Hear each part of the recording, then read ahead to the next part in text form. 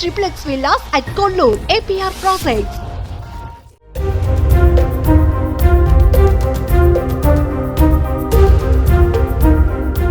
అంతరిక్షంలో దాదాపు 9 నెలలు గడిపిన సునీతా విలియమ్స్ వయస్సు పెరిగిందా తగ్గిందా? అన్ని నెలల పాటు భూమికి దూరంగా ఉన్న సునీతా విలియమ్స్ ఆరోగ్యం ఇప్పుడు ఎలా ఉంది? సునీతా విలియమ్స్ భూమి మీదకి వచ్చిన బయట ప్రపంచానికి ఎందుకు కనిపించడం లేదు? సునీతా విలియమ్స్ రూపంలో ఎలాంటి మార్పులు వచ్చాయి?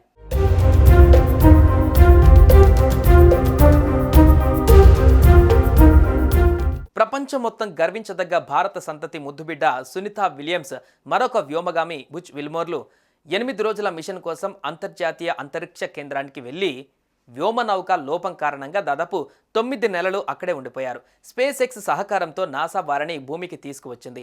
సునీతా విలియమ్స్ తన 3వ అంతరిక్ష ప్రయాణంలో 286 రోజులు అంతరిక్షంలో గడిపి 2 స్పేస్ వాక్లు చేసి అనేక రికార్డులు సృష్టించారు. సునీతా విలియమ్స్ 4576 సార్లు భూమి చుట్టూ తిరిగారు. 12,13,47,491 మైళ్ళు ప్రయాణించినట్లుగా నాసా తెలిపింది. అంటే దాదాపు 20 కోట్ల కిలోమీటర్లు. ఈ మిషన్లో భాగంగా సునీత 2 సార్లు స్పేస్ వాక్ చేశారు. అంతర్జాతీయ అంతరిక్ష కేంద్రం బయట 62 గంటల 6 నిమిషాలు స్పేస్ వాక్ చేసి సునీత అద్భుతమైన రికార్డు సృష్టించారు.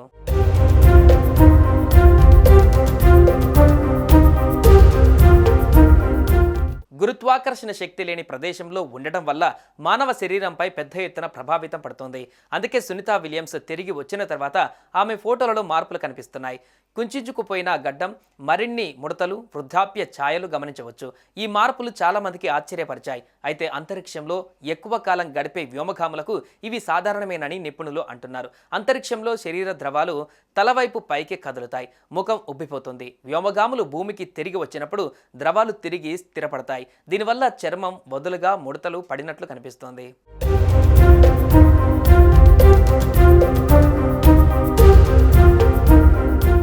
గురుత్వాకర్షణ లేకుండా కండరాలు అంత కష్టపడి పనిచేయవలసిన అవసరం లేదు. దీనివల్ల అవి బలహీనపడతాయి. ముఖంలోని కండరాలు కూడా వదులుగా మారడంతో ముఖం కుంచించుకుపోయినట్లుగా కనిపిస్తోంది.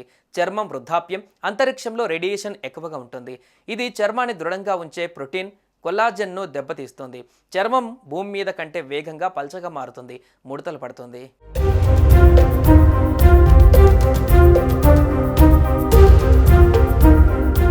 అంతరిక్షం వయస్సుని స్పీడప్ చేయగలదని నాసా అధ్యయనాలు చెబుతున్నాయి.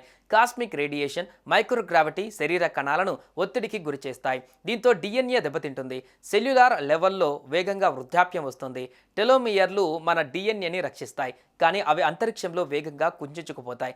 రేడియేషన్ తక్కువ గురుత్వాకర్షణ చర్మం స్థితిస్థాపకతను కోల్పోయేలా చేస్తుంది, పొడిగా ముడతలు పడేలా చేస్తుంది.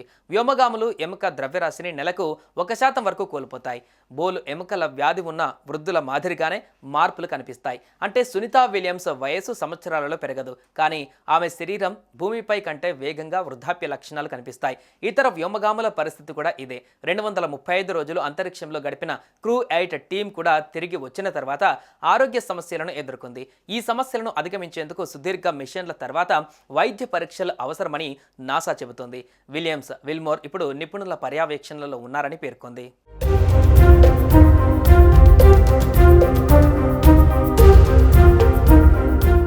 సుమన్ టీవీలో మీ పర్సనల్ అండ్ బిజినెస్ ప్రమోషన్స్ కోసం కింది నెంబర్కి కాంటాక్ట్ చేయండి.